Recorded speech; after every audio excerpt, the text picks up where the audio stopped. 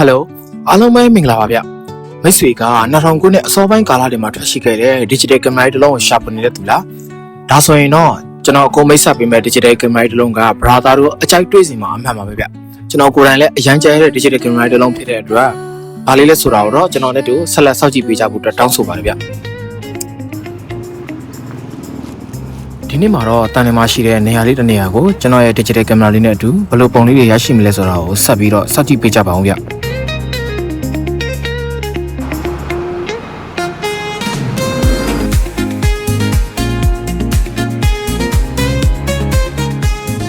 အခုမိတ်ဆက်ပေးမဲ့ကင်မရာလေးကတော့ Canon D series ကဖြစ်တဲ့2014ခုနှစ်ကထွက်ရှိခဲ့တဲ့ထူးထူးခြားခြားရေစုကန်အကြမ်းခံ CMOS sensor ကိုအသုံးပြုပေးထားတဲ့ compact camera လေးတစ်လုံးပဲဖြစ်ပါတယ်ဗျအဲ့ဒါကတော့ Canon PowerShot D30 လေးပဲဖြစ်ပါတယ်ဗျ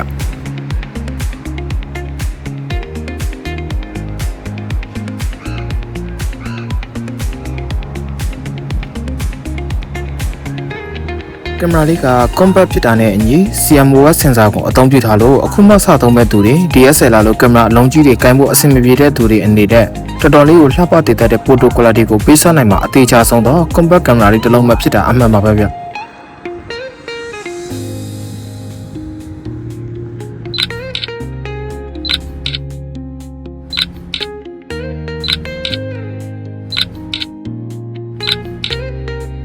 အခုမြင်နေရတဲ့အတိုင်းပါပဲပုံထွက်လေးတွေမှာဆိုရင်ကာလာဆူဆူလေးနဲ့တော်တော်လေးကိုချစ်ဖို့ကောင်းတဲ့ဒီဇိုင်းပိုင်းနဲ့သူ့ရဲ့ထူးခြားချက်လေးတွေဖြစ်တယ်ဗျ12.1 megapixel ကိုသုံးပေးထားပြီး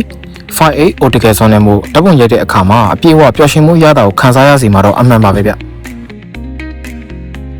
ကင်မရာလေးရဲ့ဒီဇိုင်းပိုင်းကအရန်သိငယ်တဲ့အတွက်အပြင်လေးသွားတဲ့အခါမှာတက်ဆောင်ရလွယ်ကူစေပြီးပပုတ်ပါနဲ့အိတ်ကတဲ့ထည့်ပြီးမတော်လို့ပြုတ်ကြရင်တော့မှ2မီတာအမြင့်ကနေပြုတ်ကြတဲ့အထိအကျန်းခံတဲ့ခန်းစားချက်ကိုရရှိမှာပဲဖြစ်တယ်ဗျ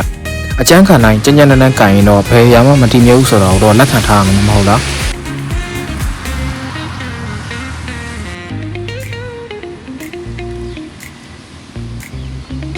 ဖုန်းကင်မရာတွေဘယ်လောက်ပဲကောင်းနေပါစေ digital ကင်မရာတွေနဲ့ရိုက်တဲ့အခါမှာရရှိလာတဲ့ခံစားချက်ကတော့ဘယ်လိုအရာနဲ့မှမလင်းနိုင်တာတော့အမှန်ပါပဲဗျ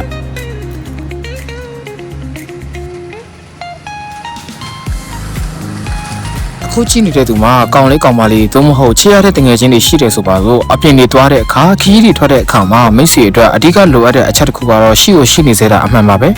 အဲ့ဒါကတော့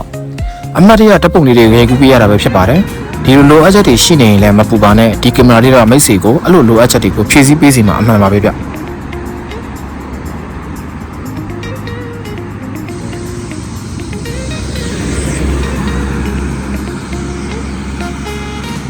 ဒီကောင်လေးရဲ့ထူးခြားချက်ကတော့အလင်းနေတဲ့နေရာတွေမှာတော့ noise နဲ့အောင်လို့ဖန်တီးထားပြီးပုံထွက်ကာလာကိုပုံမိုးစိုးတောက်စီနေတာပဲဖြစ်ပါတယ်ဗျ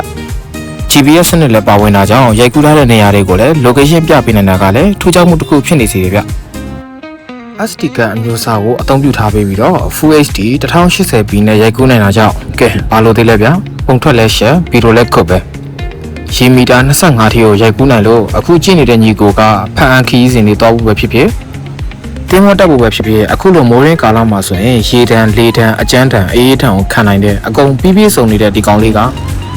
ရွေးချယ်မှုမမှားစေတာတော့အသေးချပါပဲ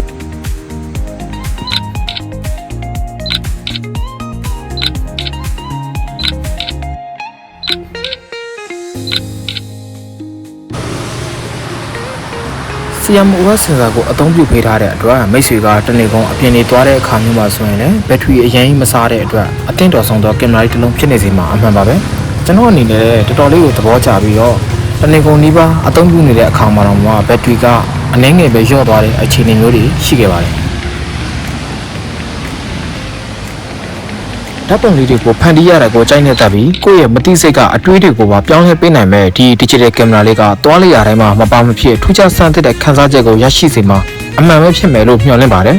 ကျွန်တော်ကိုယ်တိုင်ကလည်းသွားလေရနေရာတိုင်းမှာကင်မရာလေးကိုကင်ဆောင်သွားတာကထူးခြားမှုတစ်ခုလို့မြင်မိပါတယ်ဗျ